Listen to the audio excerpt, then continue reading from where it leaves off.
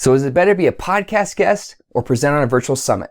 I'm going to show you 4 key factors to help you find out which of these opportunities is best for growing your impact and your business. Let's get started.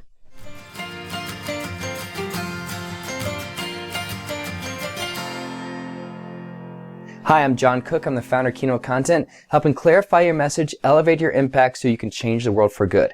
And I love working with podcast hosts. I've worked with hundreds of podcast hosts, and I've been a podcast host myself, and that's one of my favorite ways for speakers to grow their message is by showing up as a guest on podcasts. I love podcasts, but I also love working with virtual summits. I've been on virtual summits ranging from less than 100 people to one that was over 45,000 participants, not just registrations, but participants. It's also one of my favorite ways for you to grow your impact as a speaker. So which of these opportunities is right for you as a speaker, and how do you know for sure? Well, the good news is that you don't have to choose. However, there is wisdom in choosing one of these opportunities and sprinting on it for a period of time. 30, 60, 90 days, even a whole year. There is a fantastic opportunity. If you say, I'm going to choose this, I'm going to sprint on this for a season of time, that's a fantastic way to grow your impact. But if you do have to choose, there are 4 key factors I want you to consider when it comes to finding out which of these is right for you and where you want to go with your business as a speaker. What I want you to look at first is what I call longevity versus urgency. Longevity thinks about what is the shelf life for this speaking opportunity. For podcasts, I've done podcast episodes 10, 12 years ago that are still being found by people who are great prospective clients, and they're reaching out to me saying, hey, I listened to your podcast. I'm going, I did that 10 years ago. And people are still reaching out to me wanting to start a conversation because I have what I shared on that podcast episode. What a lot of summits do is that as soon as the summit is over, the replays, all the recordings, all the session recordings, presentations are bundled into this replay bundle and usually priced as a $49 to $297 replay special for like, hey, purchase this VIP or replay pass. You can watch all the session recordings with this replay pass, which means as soon as those sessions are over, it's closed down, and the only people who have access to that are a select group of purchasers who get that replay, whether it's a replay pass or VIP pass to go back and watch those. So as soon as that summit presentation is done, that audience size automatically shrinks down to the select group of people who have purchased that pass. And that typically doesn't happen with podcasters. Podcasters aren't usually limiting the episodes that people can go back and listen to, but of course those get buried deeper and deeper into the archives as more and more podcast episodes are published. So you need to consider what's the longevity, what's the shelf life versus the urgency. Now on the other hand, summit organizers typically have a 2 to 3 day window that they do the summit, and they typically have a time release delay for your recording for your session. So if you know that you're on day 2 at 2 p.m., all the attention at 2 p.m. on day 2 is on your session. So there's an urgency for the people saying, I want to actually catch your session live. This is the window. This is the urgency of the opportunity that you can give for the people watching that summit. The urgency is there where it may not be there for a podcast episode to consume because they know I can just go back and watch that at any time or listen to that at any time. I don't have the urgency of the summit. Those are some factors to consider. The second thing you need to look at is what I call the select few versus the intentional many. The average podcast on the Apple Podcast Store releases a new episode every 6 days, 6-7 days, so about once a week. And they typically say this is the only episode, so the podcast host and the audience and all the supporters who are looking at that podcast, they are promoting your podcast interview during that time. You are one of one, or maybe one of few at most, saying if they release 2 episodes that week, you are one of 2. So it's very select few for that. Now compare that to virtual summits.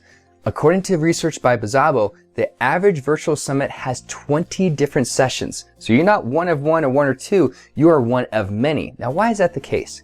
Because virtual summit organizers know that the more sessions, the more presenters that you have, the likely chance that you have a larger potential audience signing up for your virtual summit. So they try to get as many sessions as possible. Like for me, even though the average might be 20, I've been a part of several different virtual summits that had over 60 different sessions that were presented.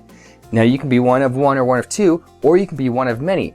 Depending on the size of the audience and the prospective audience that you have, you want to look at what are the factors. I'm okay being one of several if it means that there are going to be 50,000 people signed up for this summit.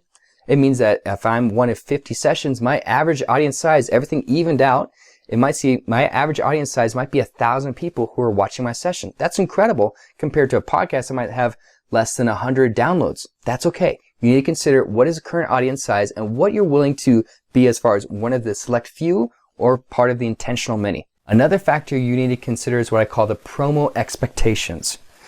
For virtual summits, especially larger virtual summits, they require all presenters to promote the virtual summit via email to your subscriber list at least 2 times and to your social media following at least 3 different times. That's very, very standard.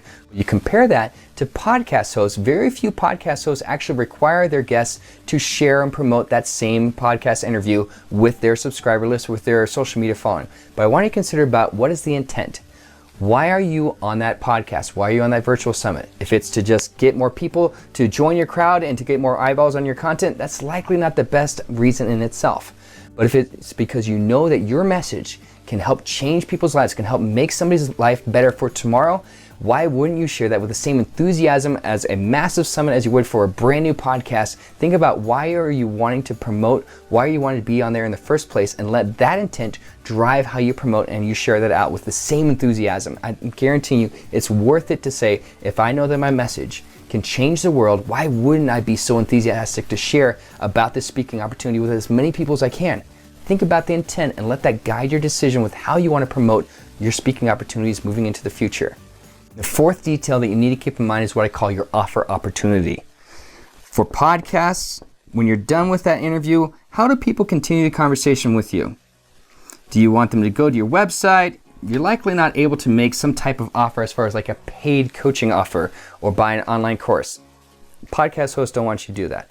The same thing is true for summit organizers. They're not looking for people to buy your online course or your coaching program right there. They're looking for people to purchase the VIP pass, kind of that replay pass of all the session recordings from that virtual summit. So how do you put together a great offer based on the value they want to provide that's in the direct alignment with the message that you just shared? Think about checklists, quizzes, worksheets, templates, something that you can give away that's a great gift that people say this is a natural continuation of the message that you just shared. Now, it's easier to do that on some podcasts because it's a natural, okay, if people want to continue with you, what's the best way for them to get in contact with you? A lot of podcasts use that same setup for you to talk about that gift. And usually podcast guests talk about, you can go to my website.com. Instead of saying, here's my website, you can say, actually, I've put together a gift specifically for people who are listening to this and want to know what's the best next step. I put together this checklist, worksheet, whatever it might be. You can present that as a great gift. You can also do that same type of setup on a virtual summit, but a lot of times virtual summit organizers are saying like, yeah, let's move forward onto the next session where you don't have some of the comfort of context as you do on a podcast episode. So which of these options is best for you? If you're just getting started out, maybe you don't have a big subscriber list, like it's less than 1,000 people, you're just getting started out as a speaker, or maybe you're not as experienced, I recommend looking at the podcast route. It's a great way to get good at bats. You can build up that audience, build up that subscriber list, and then grow from there. But if you're more seasoned, more experienced, let's say that your subscriber list is over 1,000 people, just arbitrarily, let's say you have a good group, that might be a great opportunity for you to step into a virtual summit as a great speaking opportunity.